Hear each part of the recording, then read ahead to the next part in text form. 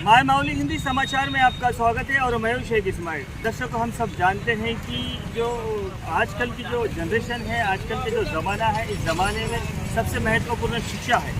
अभी शिक्षा के लिए हर कोई प्रयत्न करता है, हर कोई सरकार कहती है कि सबसे पहले एजुकेशन चाहिए, यानी सबसे पहले शिक्षण चाहिए और शिक्षण के बाद कारोबार, कोई कारोबार में लगता है तो कोई नौकरी पर लगता है तो कोई अपनी काश्तकारी यानी ज़राअत यानी खेती बाड़ी में बीत जाता है यानी गुजर जाता है, उसके ऊपर ज़्यादा फोकस करता है।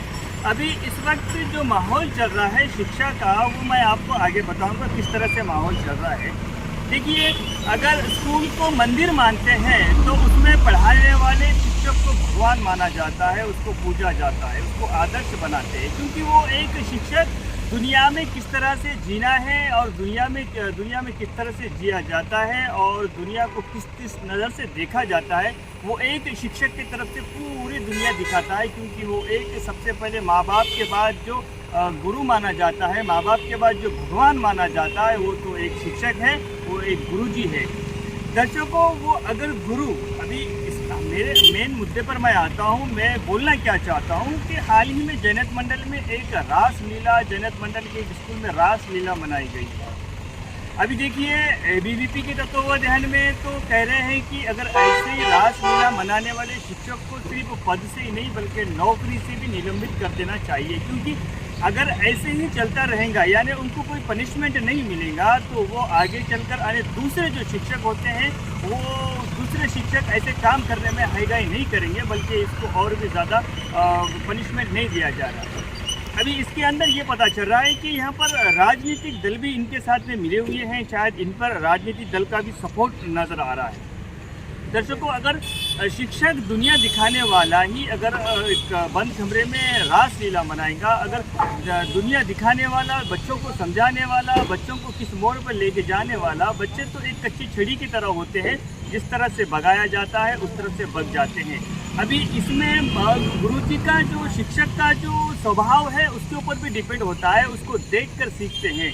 कुछ जगह पे तो ऐसा है कि 40% बच्चे जो है अपने गुरु को देखकर, उसके गुरु चलता कैसा है, गुरु पढ़ता कैसा है, गुरु पढ़ाता कैसा है, गुरु का स्वभाव किस तरह से होता है, इस पर डिपेंड होता है। देखिए, अगर गुरु ही ऐसे रासलीला मनाते रहेगा, अगर गुरु ही ऐसे गंदे कामों में लगे रहेगा तो उन बच्चों पर क्या प्रभाव पड़ेगा। देखिए, देश में सबसे महत्वपूर्ण जो चीज़ मानी जा रही है, हर किसी का भी फोकस है, वो शिक्षा के ऊपर है, लेकिन शिक्षा में जो शिक्षा देने वाला है वही गलत नज़र आ रहा है।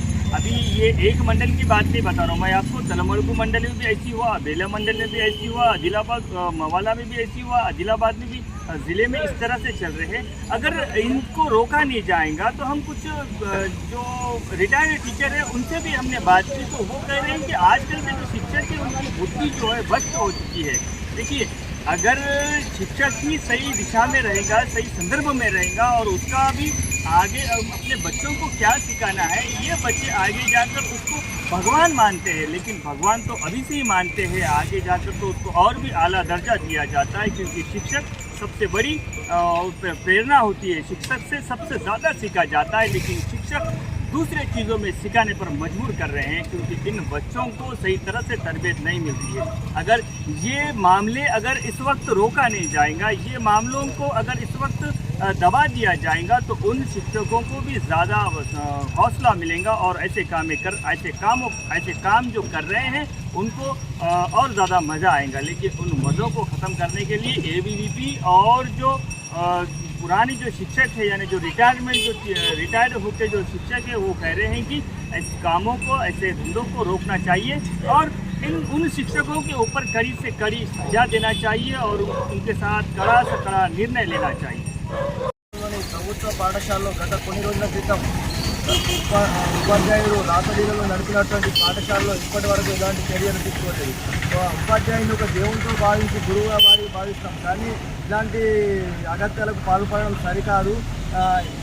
ఇలాంటివి చూసుకుంటే ఇప్పుడే కాదు, ఇలాంటివి బాగా పునరావృతం ఇప్పటి వరకు బాగా వచ్చినాయి, కానీ ఎలాంటి వారిపై చర్యలు తీసుకోలేదు. నామమాత్రానికి చర్యలు తీసుకున్నట్టు కొందరు అధికార నాయకులు అండతో ఈ ఉపాధ్యాయులు రాసలీలని ముసుగు బయటకు రానివ్వకుండా ఆపడం జరిగింది.